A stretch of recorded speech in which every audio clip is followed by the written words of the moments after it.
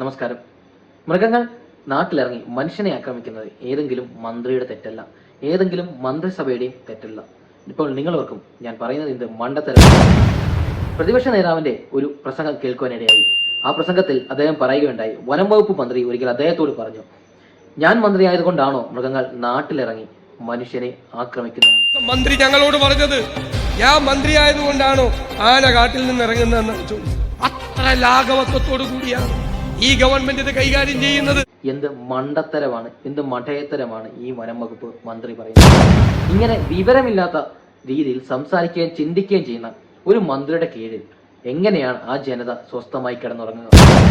എങ്ങനെയാണ് സ്വന്തം ജീവൻ അവർ സംരക്ഷിക്കേണ്ടത്? ഈ സർക്കാരിന്റെ കീഴിൽ മലയോര മേഖലയിലെ ജനത എങ്ങനെ സ്വസ്ഥമായി കിടന്നുറങ്ങും? ഒരു മുഖമില്ലാത്ത സഹോദരിയാണ് ഞങ്ങൾ അടക്കം ചെയ്യേണ്ടി വന്നത്. അത്രയും ആപത്തുണ്ടായിട്ട് അയാൾ വരാൻ നിന്ന് ഇന്നലെ അയാൾ ഡാൻസ് ആയിരുന്നു. എങ്ങനെ തങ്ങളുടെ കുഞ്ഞുങ്ങളുടെ ജീവൻ സംരക്ഷിച്ചുകൊണ്ട് അവിടുത്തെ മാതാപിതാക്കൾ സ്വസ്ഥമായി കിടന്നുറങ്ങാൻ അവർക്ക് സാധിക്കും?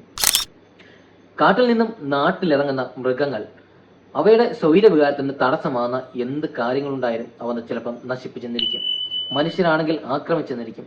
വിശപ്പകറ്റാൻ നാട്ടിൽ ഇറങ്ങുന്ന മൃഗങ്ങൾ നാട്ടിലെ വളർത്തുമൃഗങ്ങളെ, നായയാണെങ്കിലും ശരി, പശുവാണെങ്കിലും ശരി, ആടാണെങ്കിലും ശരി, ഇനി മനുഷ്യനാണെങ്കിൽ പോലും അവ ആക്രമിച്ച് കീഴടക്കി ഭക്ഷ്യയോഗ്യമാക്കാറുണ്ട്.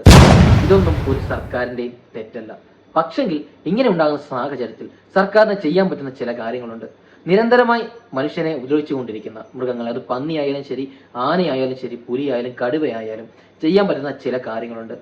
നമ്മളുടെ സംസ്ഥാനത്തിന് വെളിയിൽ തമിഴ്നാട്ടിലടക്കം വെടിവെച്ച് കൊല്ലുവാനുള്ള നിയമങ്ങൾ അവർ കൊണ്ടുവന്നിട്ടുണ്ട്.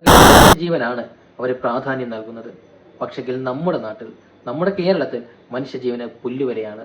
ഈ സർക്കാർ ഭരിക്കുന്ന കാലത്ത് എങ്ങനെ മലയോര മേഖലയിലെ ജനങ്ങൾക്ക് സ്വസ്ഥമായി ജീവിക്കാൻ കഴിയും?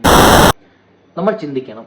ഇത്രയും മണ്ടത്തരമായിട്ടുള്ള കാര്യങ്ങൾ ചിന്തിക്കുന്ന ഒരു വനം വകുപ്പ് മന്ത്രിയും അദ്ദേഹത്തെ സംരക്ഷിക്കുന്ന അദ്ദേഹത്തിന്റെ മന്ത്രിസഭയും ഈ ജനങ്ങളെ എങ്ങനെ അവർക്ക് സംരക്ഷിക്കാൻ സാധിക്കും? മണ്ടത്തരം വിളിച്ചൊരിക്കലും പറയരുത്. കഴിഞ്ഞ ദിവസം ഒരു കടുവയുടെ ആക്രമണത്താൽ ഒരു സ്ത്രീ കൊല്ലപ്പെട്ടിരുന്നു. അവരുടെ മുഖം പോലും കാണാൻ കഴിയാതെയാണ് അവരുടെ കുടുംബാംഗങ്ങളും അതുപോലെ തന്നെ അവരുടെ നാട്ടിലുള്ളവരും അവരെ അടക്കം ചെയ്തത്. ഞങ്ങളുടെ ഒരു മുഖമില്ലാത്ത സഹോദരിയാണ് ഞങ്ങൾ അടക്കം ചെയ്യേണ്ടി വന്നത്. അത്രയും ആപത്തുണ്ടായിട്ട് അയാൾ വരാൻ നിന്ന് ഇന്നലെ അയാൾ ഡാൻസ് ആയിരുന്നു. ആ വേദനയിൽ അലമുറയിട്ട് കരയുമ്പോഴും ആ നാട്ടിലെ ആളുകൾ വളരെയധികം വിഷമിച്ചിരുന്നു, വളരെയധികം ഭയന്നിരുന്നു. ഇനി ഞങ്ങളുടെ ജീവനും നാളെ ഇതുപോലെ തന്നെ ആകുമല്ലോ.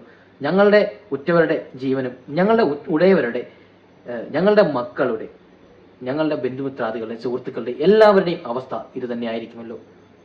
ആ സമയം നമ്മുടെ വനം വകുപ്പ് മന്ത്രി ഒരു ഫാഷൻ ഷോയിൽ പങ്കെടുത്തുകൊണ്ടിരിക്കുകയായിരുന്നു.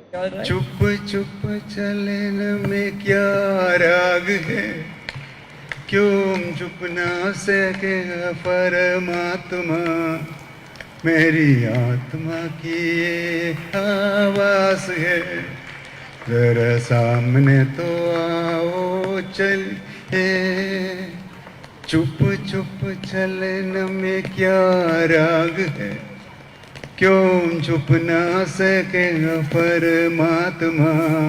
അദ്ദേഹം അവിടെ അദ്ദേഹത്തിന്റെ മനസ്സിന് സന്തോഷമുണ്ടാക്കുന്ന കാര്യങ്ങളാണ് അദ്ദേഹം ചെയ്തുകൊണ്ടിരുന്നത്. തന്റെ ജനത ജീവന് വേണ്ടി പോരാടുമ്പോൾ അവരെ ചേർത്ത് പിടിക്കാതെ, അവരുടെ സങ്കടം മനസ്സിലാക്കാതെ, അവരുടെ നിലവിളി കേൾക്കാൻ തയ്യാറാകാതെ അദ്ദേഹം അവിടെ പാട്ട് പാടിക്കൊണ്ടിരിക്കുകയായിരുന്നു. ഫാഷൻ ഷോയിൽ പങ്കെടുത്ത് അവിടെ ഹിന്ദി പാട്ടും പാടി ആഘോഷിച്ച് നടക്കുകയായിരുന്ന ഒരു വനം വകുപ്പ് മന്ത്രി. ഇയാള് പാട്ടും പാടി നടക്കുക കോഴിക്കോട്. മന്ത്രിയാ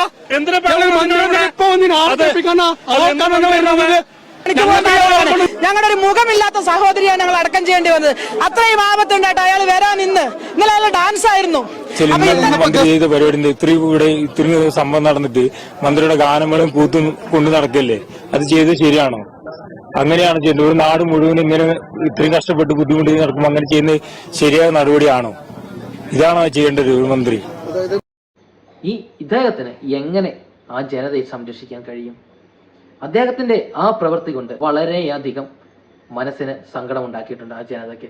അവരത് തുറന്നു പറയുന്ന വീഡിയോ ഇന്ന് മാധ്യമങ്ങൾ കാണുവാനിടയായി. ഇതൊക്കെ കാണുമ്പോൾ നാളെ നമ്മുടെ നാട്ടിലും ഈ സെയിം അവസ്ഥ, ഇതേ അവസ്ഥ വന്നു കഴിഞ്ഞാൽ നമുക്കും അലമുറയിട്ട് കരയുവാനല്ലാണ്ട് നമ്മുടെ സർക്കാർ നമ്മളെ സഹായിക്കുമെന്ന യാതൊരു ചിന്തയും നമുക്ക് ഉണ്ടാവത്തില്ല. എന്ത് പ്രശ്നം വന്നാലും ഈ സർക്കാർ നമ്മളെ സഹായിക്കില്ല, നമ്മുടെ കൂടെ നിൽക്കില്ല എന്ന ഒരു ബോധ്യമാണ് പൊതുജനത്തിന് ഈ സർക്കാർ നൽകിക്കൊണ്ടിരിക്കുന്നത്. ഈ സർക്കാരിനോട് ഒരു അപേക്ഷ, ഇനിയെങ്കിലും മനുഷ്യന് വേണ്ടി ചിന്തിക്കുക, മനുഷ്യന്റെ ജീവന് പ്രാധാന്യം നൽകുക. മൃഗങ്ങളെ നമ്മൾ സ്നേഹിക്കണം, മൃഗങ്ങളെ നമ്മൾ സംരക്ഷിക്കണം. പക്ഷെങ്കിൽ ഇവയൊക്കെ